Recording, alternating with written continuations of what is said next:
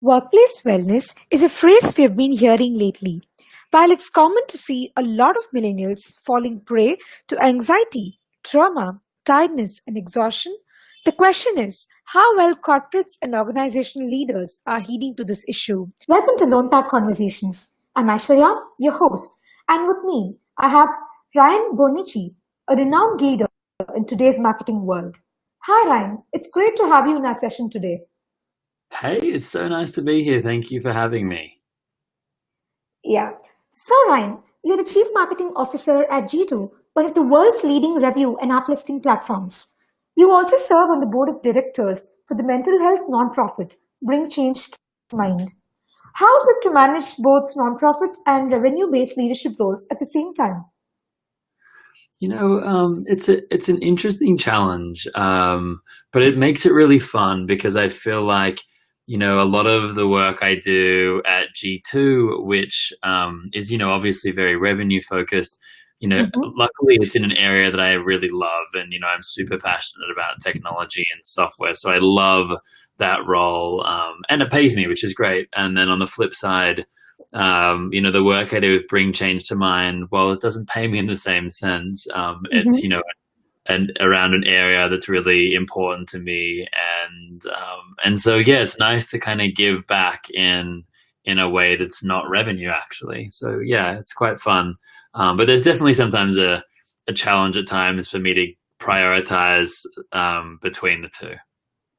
Oh, yeah. I think the giving back to the community part is extremely, heartwarming. And I can understand because I come from the same marketing background and I also end up working in a nonprofit as well. So I think I sort of find a personal connect with you. And I absolutely agree with the point that you mentioned right now. So you're a CMO under 30. Congratulations on this. And I'm sure this isn't an easy journey for you. How is it to handle the pressures of your role and have those pressures at any time taken a toll on your mental health? Thanks, I appreciate it. Yeah, and I mean it's definitely unusual. When I was really little, I at about the age of 10, for some reason, knew I wanted to be a CMO, and I weirdly knew I wanted to be a CMO by the age of 30. So clearly, you can tell I was a bit of an unusual kid, but it was very cool to finally reach that I guess that goal. Hmm. I think I got there a couple months after my 29th birthday. So That's great. yeah, it was bizarre, and I don't think I was even necessarily trying. I kind of had forgotten about the 30 age component, because I kind of didn't really care about getting there by 30 once I got a bit older. But when it actually happened, it reminded me. So anywho, thank you for that. I guess in terms of, how to handle the pressures of the role, I mean, I think what helps for me the most is a few things, but I have a really amazing team at G2 that I've built. So, when I joined the business, gosh, we might have had, well, I don't know, maybe 5 people on the team. And now kind of a year and a half on, the marketing team's at around 60 to 70 folks. So, That's lots of great. growth, really crazy growth. So that was a lot of fun, but it was also pretty stressful. And, I think I definitely, in the last 2 years, have needed a lot of, I don't know, I've needed to do a lot of things to help manage the pressure. So,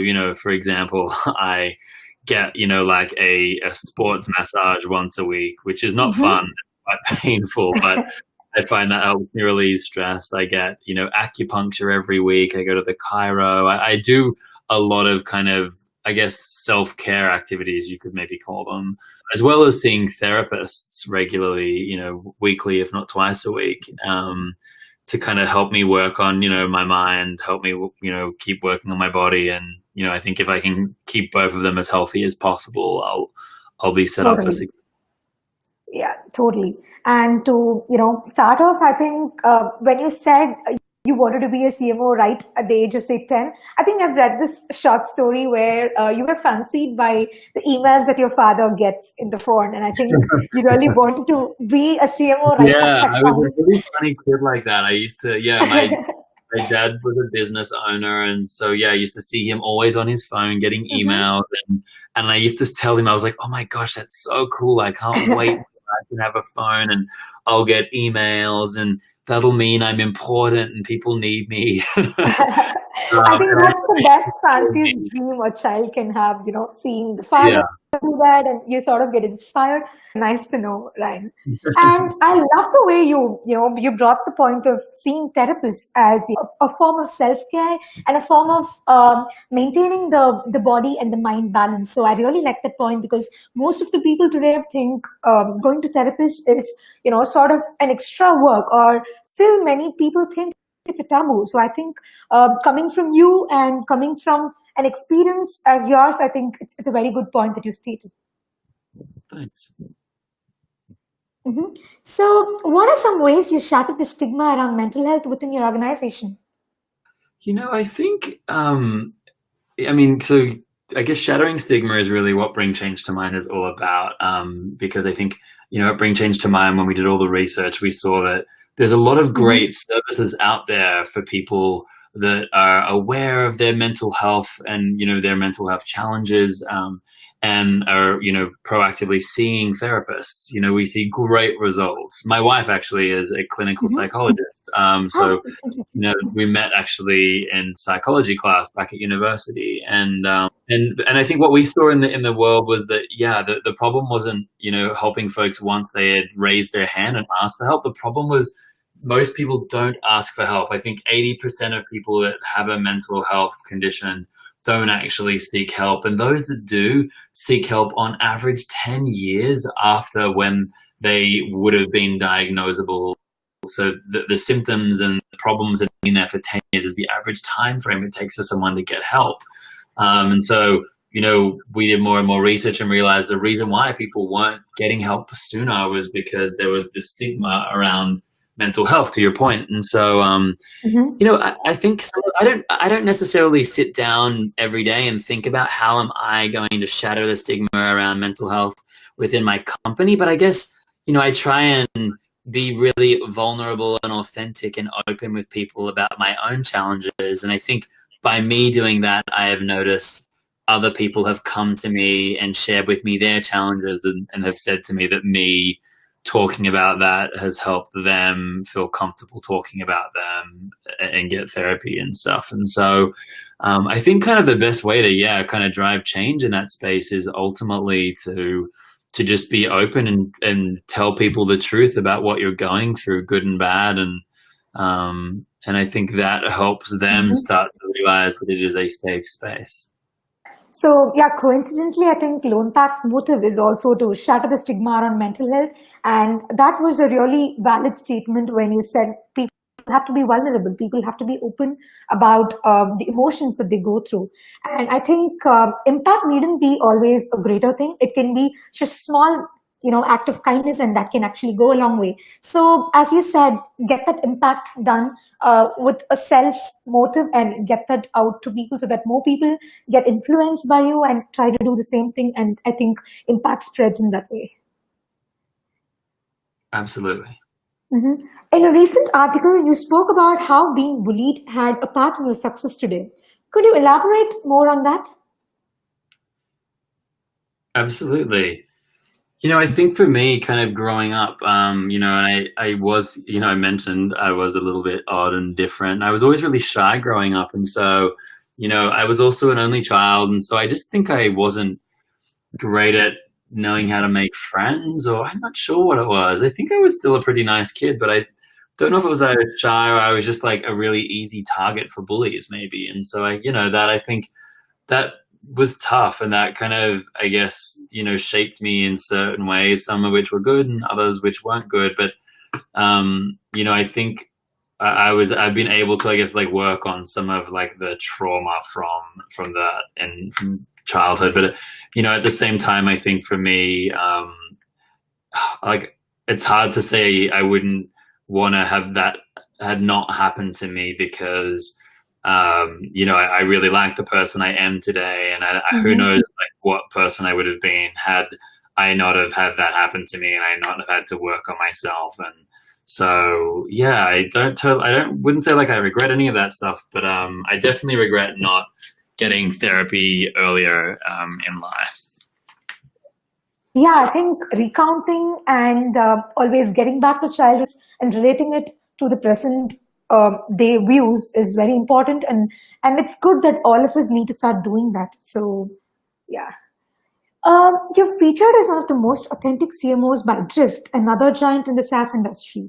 How do you think authenticity can help C-suite leaders contribute to the mental health of the team members and, on the whole, the entire workforce?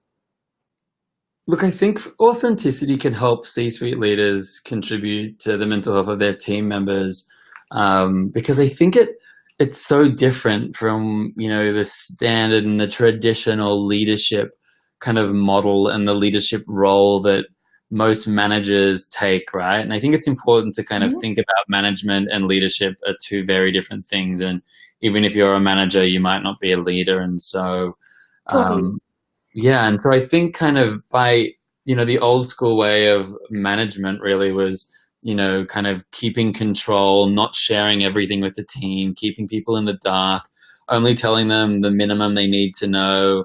If I think of a recent example for me was, I had to let two people go on my team this week because they had, really bad attitudes, and Mhm. we'd given them a lot of feedback on developing on these things, and they just didn't. And that I'm just simplifying it, obviously, because I don't want to go into the details here. I understand. But I mean, I think I was really proud in that, when we had to tell this to the team, the bigger team, Hmm. and when they asked questions, we were able to be really authentic with them about, you know, what we expect from our employees and why they shouldn't be afraid for their own jobs. And I got so many pieces of feedback and, small notes saying that, by being so authentic in that situation, and telling our employees that, like, it does suck, like this isn't a fun experience for the folks that are let go, but also for like us as a team, but we'll grow stronger from it, etc. And anywho, so I think kind of just by opening up and being authentic, it means that you get that back from your employees, and so now they're being more authentic with you, which means as a leader you can do your job better because you know where there are problems or opportunities or difficulties faster because those people are coming to you more quickly. And so yeah, I think that's how it has impacted me. I think from your words, I can sense that a great team actually needs more transparency, because it's not just called a great team because they do great work or they do something really big. I think it's more about how they treat the fellow people and what kind of attitude they have with the fellow people.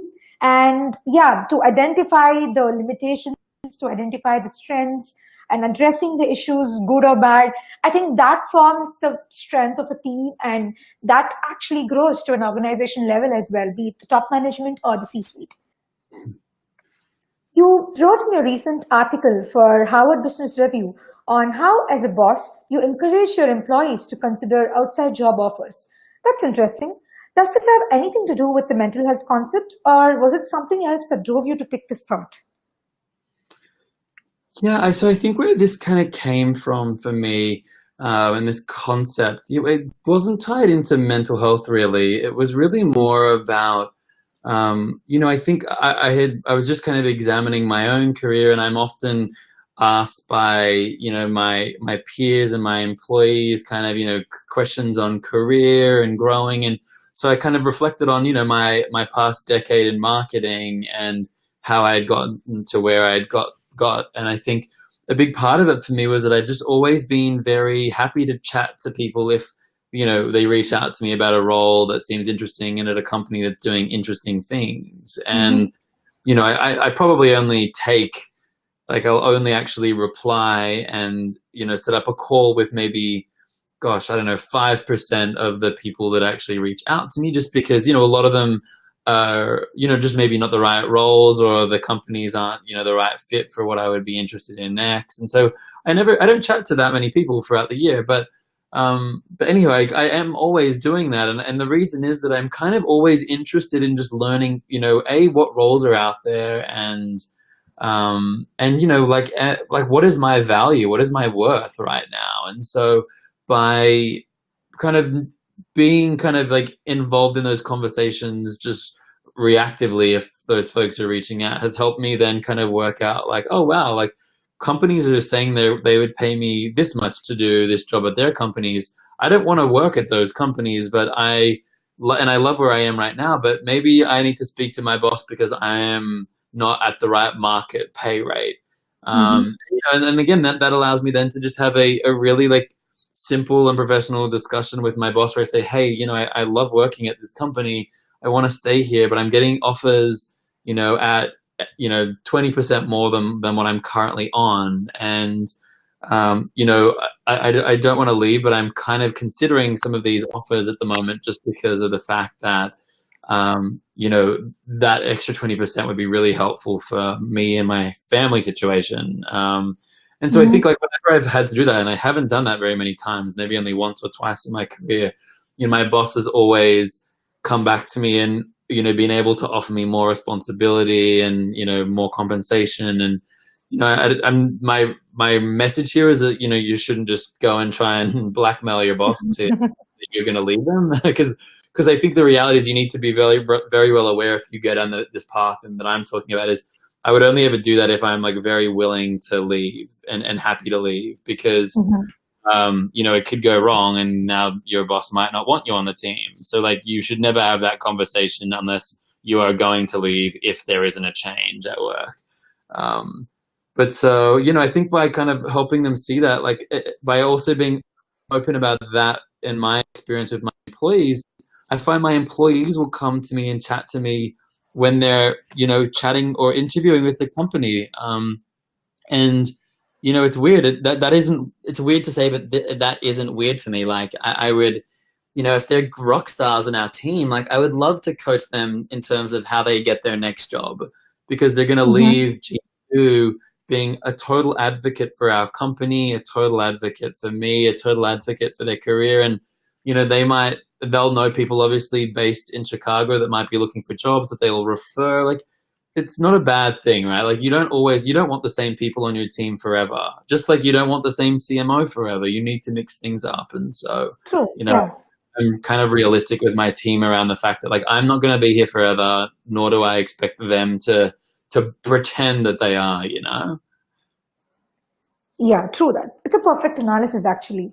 And in most corporates work on this format. Most of the employees today, they want more valued, proactive, sort of empathetic and a realistic leader so that they feel confident discussing about their issues or their future growth opportunities or the fact any other better opportunities they get from outside. And the way you mentioned that, the people who are addressing this should be confident, should have solid thoughts before actually talking about this to their bosses. So I think on both the fronts, having a certain realistic attitude and having a certain amount of transparency and candidness really helps. So it's wonderful to know that you've been a leader who's actually doing that and who's actually been helping out many employees with this fact, right? Thank you. So what's your view on employees taking a day off for mental health, popularly termed in today's corporates as the mental health day?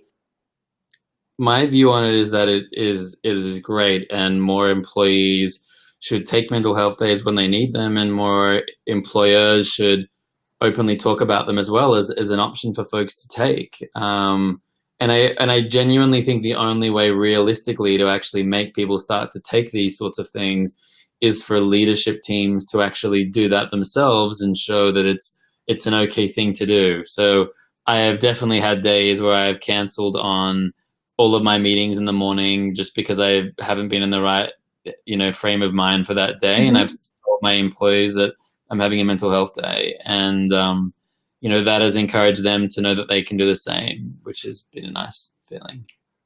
Certainly. So I think leaders set the right example. And yeah, I think for the people who are hearing it out now, at least now they would start considering taking a day off for their mental issues or taking a day off because the mood wasn't right would really make sense. So how important is mental health from a workplace angle? And what are some simple steps an organization or say a team can take to ensure emotional wellness? Yeah, so I mean, I think your mental health in the workplace is I don't think it's any different from your mental health at home. I mean, everything with regard to mental health is connected, and how Mm-hmm. you're sleeping, how stressed you are at home, at work. I mean, all these things and many more affect it.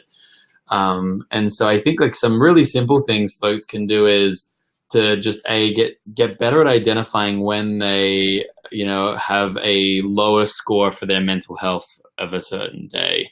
So Mm-hmm. if they wake up and they don't feel like they're in a great mood, instead of necessarily having heaps of coffee or a sugary drink to try and feel better, like just sit with your emotions and try and work out what is making you feel down. Is a step one.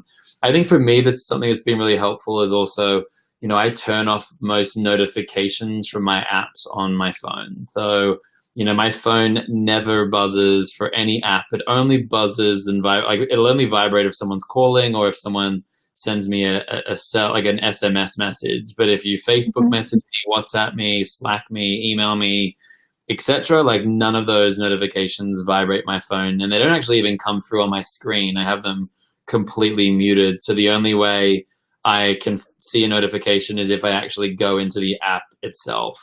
And that was a really kind of conscientious thing or conscious thing I needed to do because, I was just finding I was getting overwhelmed and I was anxious in the day because my phone was just binging every other second.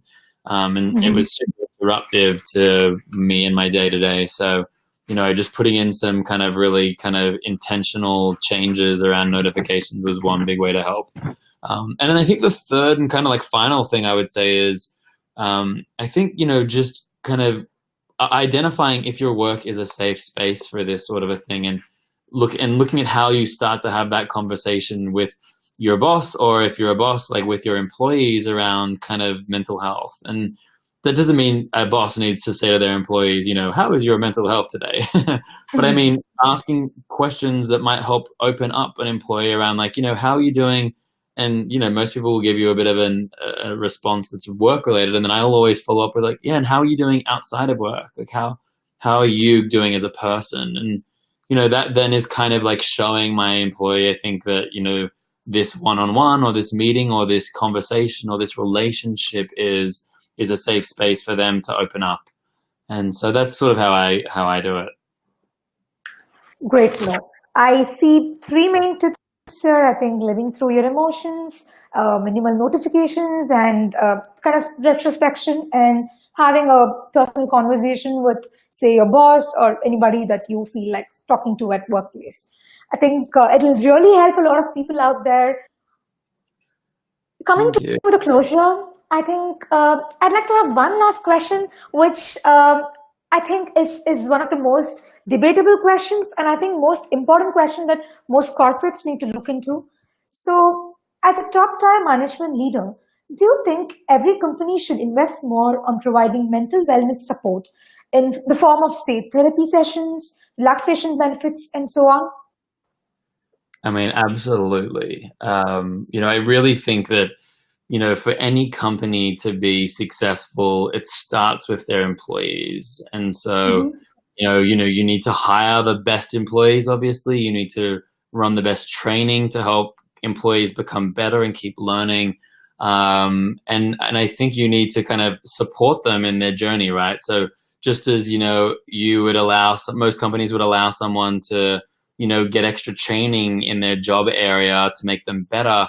I don't think there's any difference in terms of like training around how we function in our health, whether that's our body. So, businesses are pretty comfortable today with giving gym compensation for like the employees to go to a gym or having an internal gym. And more companies now that are really creating amazing cultures and really motivated employees are doing the same with mental health too. And so, yeah, big fan. And I'm excited that more and more businesses and some of like the world's best leaders are realizing that it's not just about the work, it's about the person that gets the work done too. Yes, certainly. Thank you, Ryan. I think it was a great opportunity for me to speak to you about how mental health is perceived in the corporate front, especially coming from a C-suite leader, and what your honest experiences and views are being a CMO of a world-renowned company. We are immensely pleased and we extend our hearty congratulations to you on behalf of LonePack for all the amazing work that you're doing. Thank you very much once again. Thanks so much for having me again. Really enjoyed it.